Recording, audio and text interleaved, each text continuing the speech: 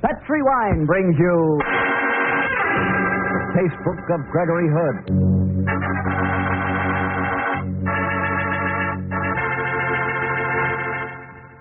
Tonight, the Petri, to bring you good wine, invite you to listen to the story of The Forgetful Murderer.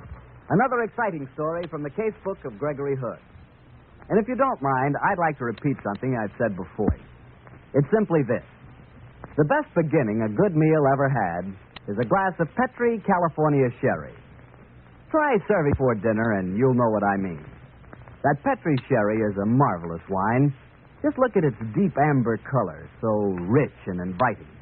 And as for the wine itself, what a flavor. Petri sherry has a flavor you know comes right from the heart of luscious, sun-ripened California grapes. And say, if you like your sherry dry like I do, not sweet, Petri makes a delicious dry sherry, Petri Pale Dry. If you don't know which you prefer, the regular or the pale dry, don't buy one, buy two. Try them both. But remember, always buy Petri.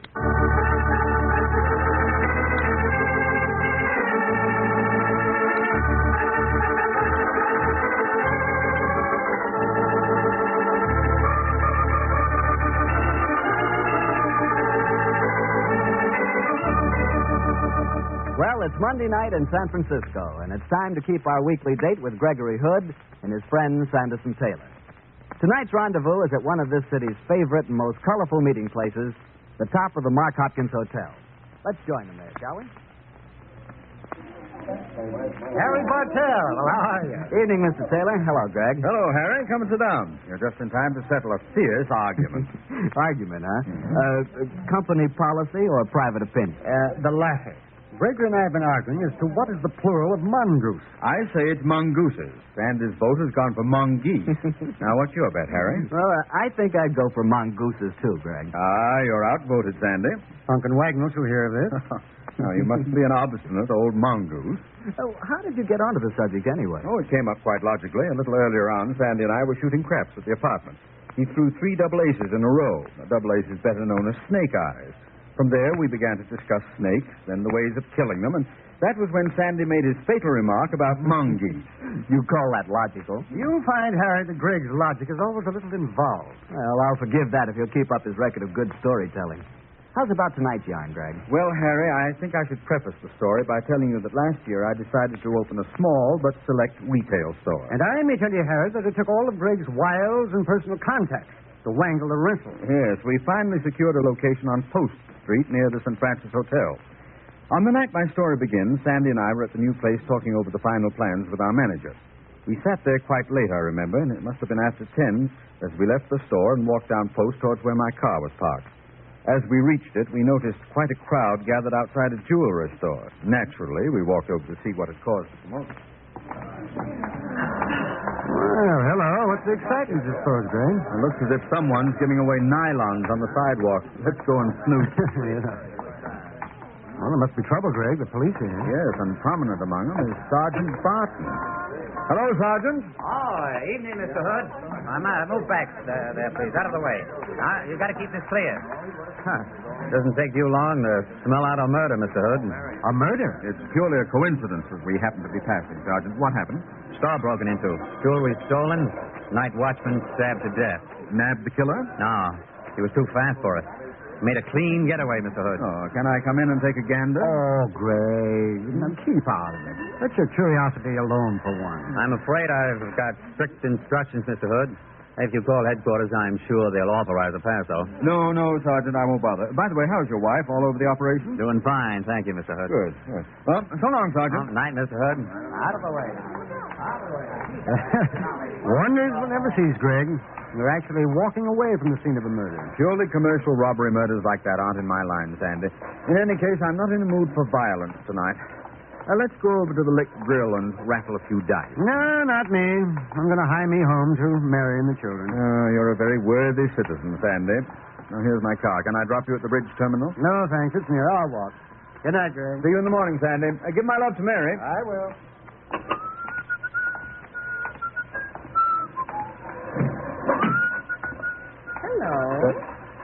Hello. Did you get into the wrong car? I don't think so. You're Gregory Hood, aren't you? Yes. Well, that's what it said on the license card on the steering post. Who are you? Toffee? Hmm? That's my nickname. Jump in and tell me where we're going, Gregory. Listen, you're sure you said Toffee? I did. Then listen, Toffee. I'm the kind of a guy who's more than willing to string along with the gag, but before I say where we're going, I'd like you to do one thing for me. What's that? Please switch on the overhead light inside the car. You want to make certain I'm not too repulsive, I suppose. There. Oh, what's the verdict, Gregory? Move over, Toffee. We're going just wherever you say.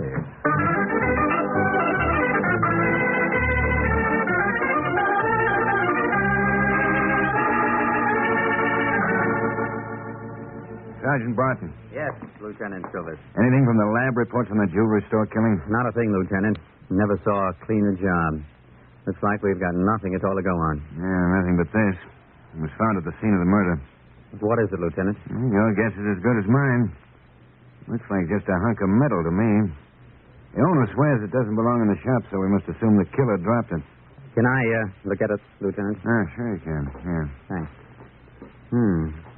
Piece of metal, about 6 inches long, thicker than a wire, not much, sharp at one end, and a ring at the other. Could it be a meat skewer, Lieutenant? Don't ask me, Sergeant. 3 days since the killing now, and after exhaustive tests, all I've been able to find out is that the murderer dropped the what's-it. Maybe I should ask Greg Hood to come in on this one. He was on the scene a few minutes after the murder was discovered, Lieutenant. Oh? Take it, will you, sir? Police headquarters, homicide, Sergeant Martin speaking. Yeah. Yeah? Yeah. Yeah. You know what, Lieutenant? No, I don't. If I'd been on my toes, I guess I should have deduced from your conversation, but I didn't quite make it. What's happened? There's been another robbery killing. Sounds like the same guy down on Market. Well, let's get moving and keep your fingers crossed, Sergeant. Perhaps he's left another clue for us this time. A clue that we'll be able to pick up.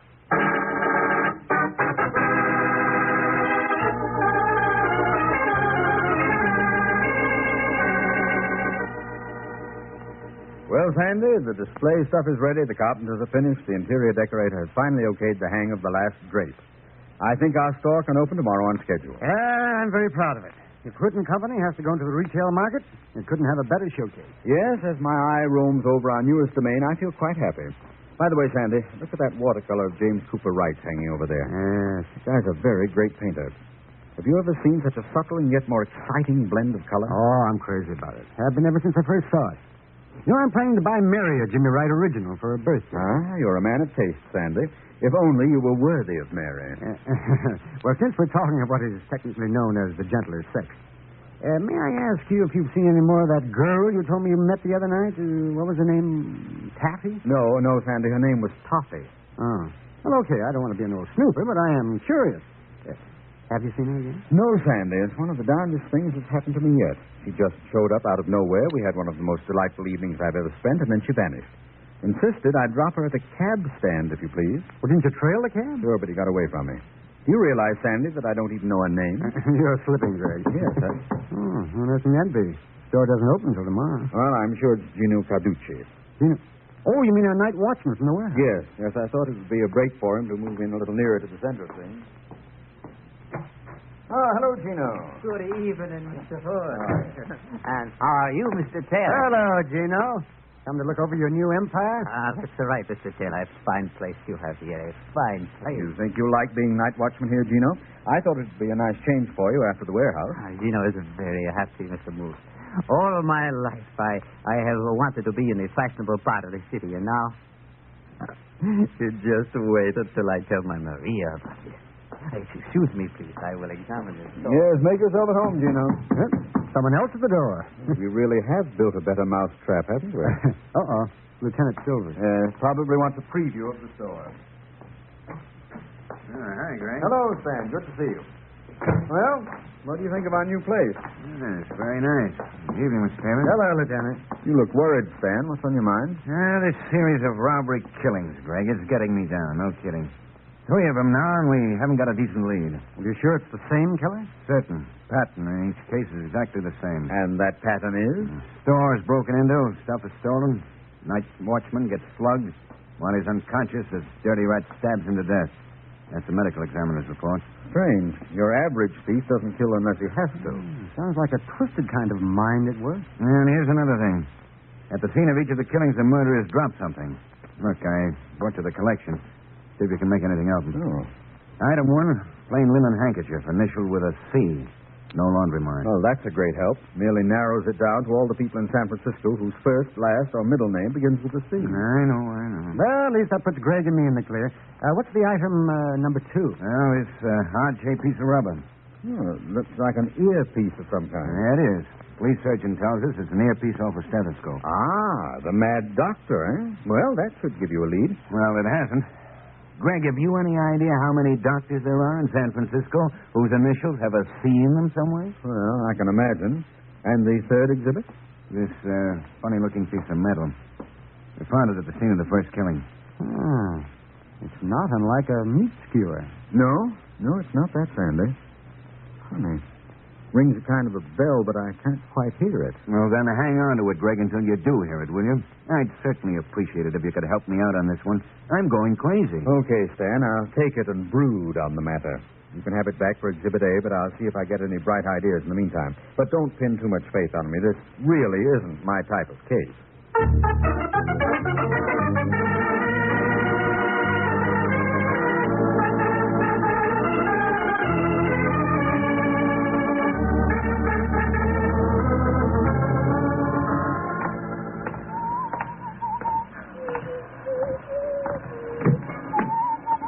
Hello, Gregory. Toffee! You ought to lock your car, you know. I always used to until that night I forgot. Now I leave it open hoping I'll find you here again. Move over, darling. Oh, where are we going? I think a bite of supper at the palace is indicated. The lights are so discreet there, admirably suited to your mystery and your beauty. My, but you're in great form tonight, Gregory. And after that? After that, darling, we might take a drive up to Twin Peaks. The view from there is quite lovely. I doubt if you've ever seen it, Gregory, but come on, let's go.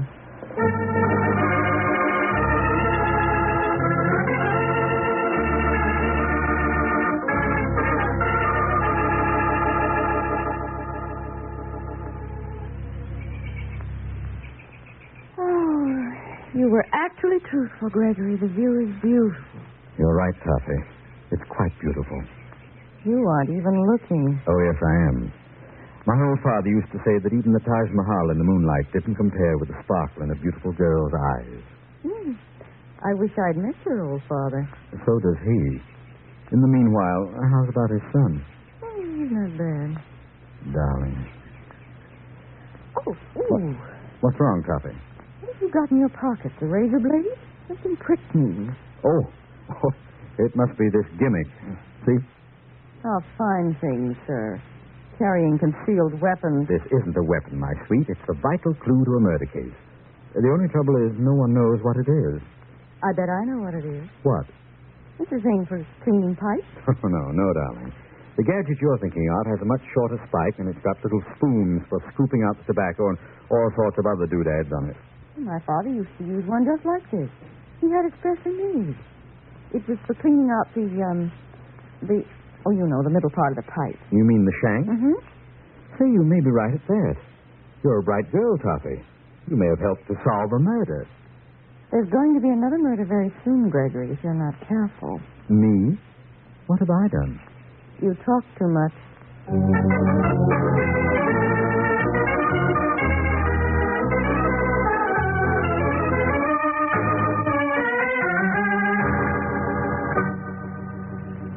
Hi, Stan. Oh, hello, Gregory. What brings you over to police headquarters?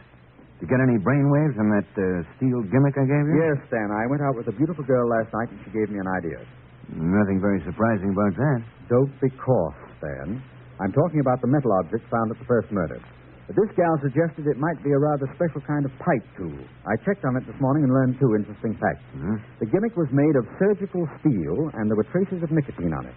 So we narrow it down still further, Sam. You're looking for a doctor who has a C in his initials, and he's also a pipe smoker. They're either CP or PC.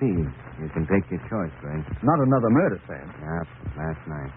You left a silver lighter at the scene of the crime. I left. Sam, you look powdered. Come on out and have a drink. Forget it for a while. How can I forget it? Look, Greg, you're an amateur. Sometimes you get a bright idea and solve a murder. Swell. And the safety and lives of a city don't depend on it. But it's different with me. Men are dying, Greg. 4 men in the last 2 weeks. And the Lord alone knows where the killer's going to strike next or when. And what can I do? Nothing except... Homicide. Silver speaking. Yeah, Button? What? Yeah. Okay, Button. I'll be right over. Not another, Sam. Yes. Last night. Maybe early this morning. And hold on, Greg. It was your new store. What? They murdered your night watchman.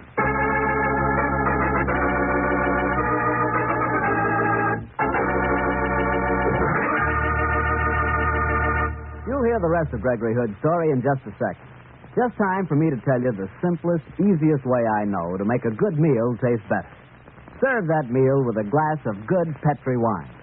If you're having hamburgers or a swell pot roast for dinner, then you've just got to try it with Petri California Burgundy.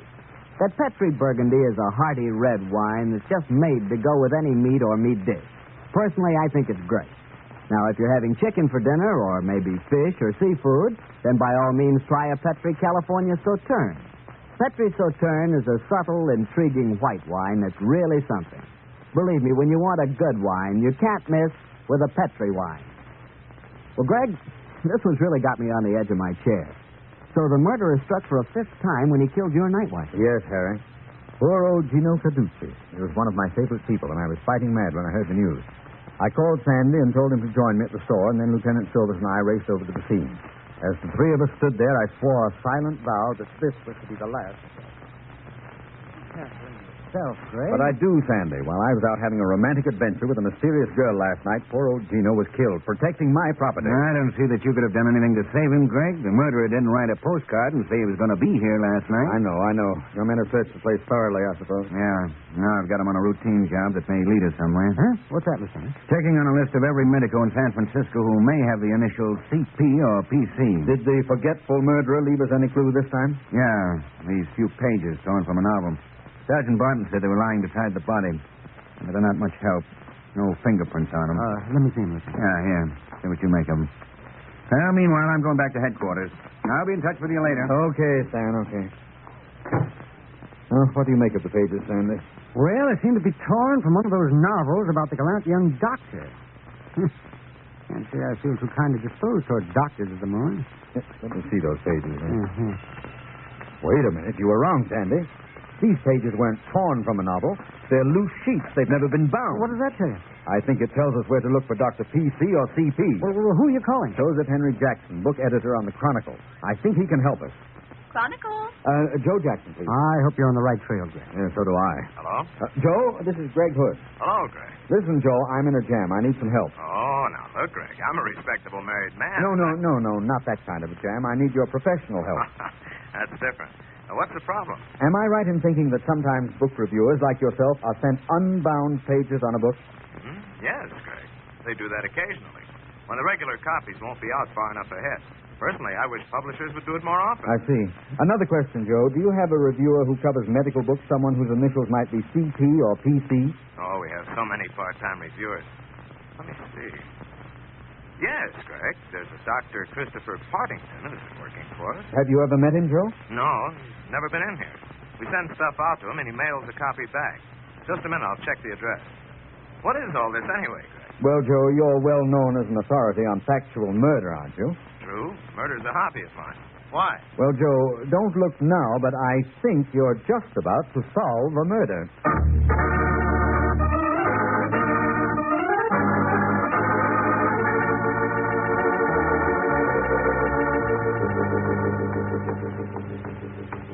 Well, Sandy, this is the house of Dr. Christopher Partington. Yes, very nice, too. You know, it's pleasant out here in the marina. Yeah. Aren't you going to ring the bell, Jim? Not since the door is unlatched. Surprise is always an advantage when you're dealing with a murderer. You really think he's your man? Well, the evidence would point that way. Come on, Sandy, keep your eyes sharpened. This guy probably knows all the answers.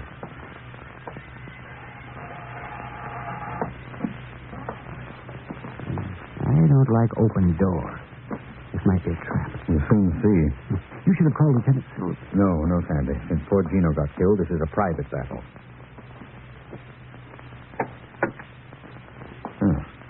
Here's the living room. It's empty. So recently occupied by a pipe smoker, you'll notice. I don't see any pipes lying around. Look at that ashtray. Lots of ashes and burned matches, but no cigarettes. Who is in there? Oh. Hello, Gregory. Toffee! What on earth are you doing here? Well, I'll tell you that when you tell me how you tracked me here. Well, I have my methods. By the way, Toffee, let me introduce my friend, Sanderson Taylor. Well, how do you do, Mr. Taylor? Well, how do you do, Mr. Since your friend has tracked me here, he really should be able to tell you my name. While he's thinking about it, I'll go and get you both a drink. You look as though you could use one. Quick, Sandy, scram. Huh? Get the number on that phone, slip out of the house and go to the nearest public phone and call here. Ask for Dr. Christopher Partington. Oh, I get it. That'll smoke him out without your having to mention it. That's a good idea, Gray. And then I'll come right. Right. I have some sherry. Will that be... Oh. Where did your friend go? Out for cigarettes. We wanted some. I didn't notice any here. Oh, I'm a shocking hostess, aren't I? You'd like some sherry, Gregory? I'd love a glass. Toffee, Yes. do you live here Sure. with Dr. Partington? Yes. Here's your sherry. Thank you. Toffee, have you been reading about these night watchman murders in San Francisco? Yes, Gregory. I've been devouring the newspaper reports. Why? They're most unusual murders. The killer always leaves a clue. Now, these clues might be deliberately false ones, but I think not. I think it's a phenomenon a psychiatrist might enjoy. A murderer subconsciously compelled to betray himself. You know, Toffee, they say that absent-mindedness is never accidental. It's always the result of subconscious desires. Do they? Gregory, darling, you're being dreadfully serious. I feel dreadfully serious. You see, an old friend of mine was murdered last night. Excuse me. Hello? Yes, speaking. Who's this? Funny, he hung up. Oh, well. He asked for Dr. Christopher Partington, didn't he? Did he? And you are Dr. Christopher Partington, aren't you, Toffee? It's not a common name for a girl, but I've heard of a few others. I've heard of Christopher Partington Candy, so that your nickname of Toffee was another clue, wasn't it? Gregory, darling, I'm afraid I'm losing my illusion for you. But go on. It's fascinating. I've known of women who privately smoked pipes, too. That was another clue you gave me. And women doctors are commonplace these days. The subconscious is beautifully tricky, isn't it, Toffee? Even while seeking to betray you, it left a series of clues pointing to pipe-smoking Dr. Partington. All misleading factors not to be associated with a beautiful girl nicknamed Toffee. You're very silent, Dr. Partington. I told her not to, Greg. I kept telling her not to kill those people. But she wouldn't listen to me. She was a surgeon, you know, and she loved to use a knife. And it was so easy for her to fool a night watchman. She went right on killing. So I had to try to betray her. That's why I waited in your car that first night. I thought I might be able to help you catch her. Her? Who? Cassie Peters. She's bad. Very bad. She kills people. Cassie Peters. C.P. Holy smoke. Don't tell me I figured this out all wrong after all. Where is she, this Cassie Peters? Here. Here in me. Inside of me. We use the same body, but she's bad. I hate her. I did so want you to catch her, Grace. It's all right, Toffee, dear. I've caught her. Then lock her up, Grace. Please lock her up. Promise you won't let her do those things anymore. You won't, will you, Gregory? Don't worry, Toffee. We won't let Cassie Peters kill people. Not anymore. Ever.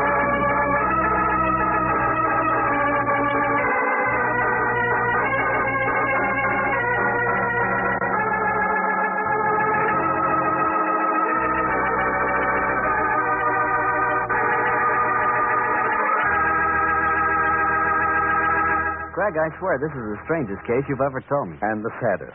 5 innocent men, including my old friend Gino, murdered in cold blood. And yet you can't hold that girl morally responsible. She never went to prison, of course. No, Harry. She was obviously an insane schizophrenic. A 1946 Jekyll and Hyde. She wound up in a state institution. This kid, he was just a psychological misfit. Darn it, Harry, it was a miserable case. You know, Greg, there are times when I'd sure hate to be in your shoes. Yes, Harry, it wasn't easy to take. But as my old father would say, when you cry over a woman, there's always another woman ready to wipe away the tears. Now, you can't dismiss it that easily, Greg. When you fall, I know that you fall, but good. Yes, Harry, you and I were the kind of fellows who decide they like something and, well, that's that. That's right. I'll never forget the night I... Oh, but you don't want to hear about it. But I do. The night you what? The first night I... You sure? Of course. The first night I tasted Petri wine. I said, that's the wine for me, and it sure is. I should have known. Yep, Petri wine is a wine for everybody. Because it's good wine. It's got to be. Look at the long years of skill and experience that go into its making. The Petri family has been making wine for generations. Winemaking is their heritage. A heritage handed on down from father to son, from father to son. So you can see why the Petri business has grown and grown, so that today the Petri family are America's largest independent winemakers. Yes, the making of Petri wine is a family affair, and the Petri family has every intention of keeping it just that. So you know the name Petri on a bottle of wine is more than a trademark. It's the personal assurance of the Petri family that Petri wine is and always will be good wine. Well, Gregory, what story from your casebook have you lined up for us next week? Next week, Harry, I'm going to tell you of an odd adventure that Sandy and I had as we were flying to New York a few months ago. It concerns a Southern colonel, an unusually attractive girl, and an elusive piece of ice. I call the story The Double Diamond. See you next Monday, Harry.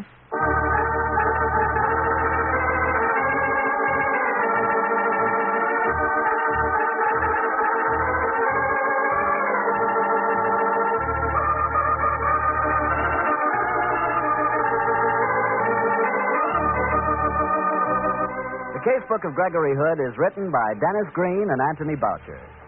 Original music composed and played by Dean Fossler. Gail Gordon plays the part of Gregory Hood, and Sanderson Taylor is played by Howard McNear.